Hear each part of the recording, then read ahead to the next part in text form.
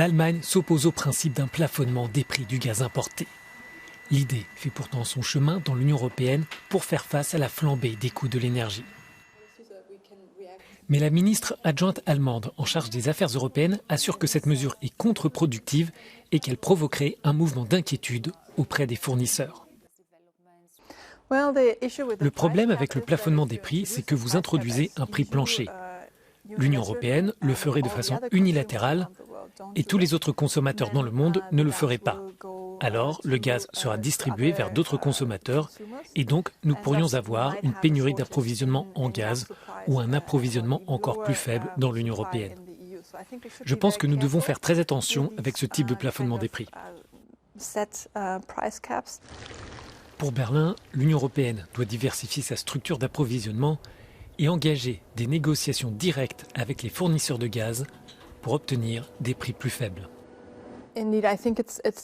Je pense qu'il faut parler avec chacun des fournisseurs de gaz comme la Norvège sur la façon de réduire les prix.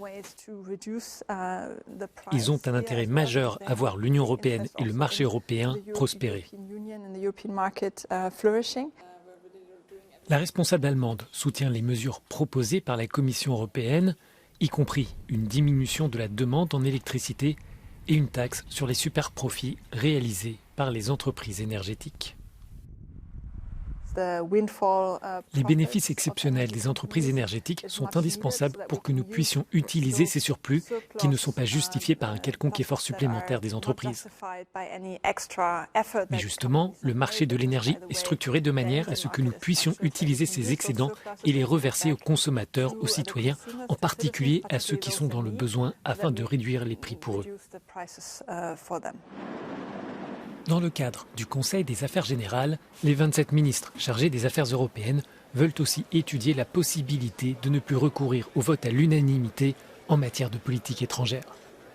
Anna Lourmann estime que ce changement doit intervenir le plus rapidement possible et avant l'adhésion de nouveaux pays membres.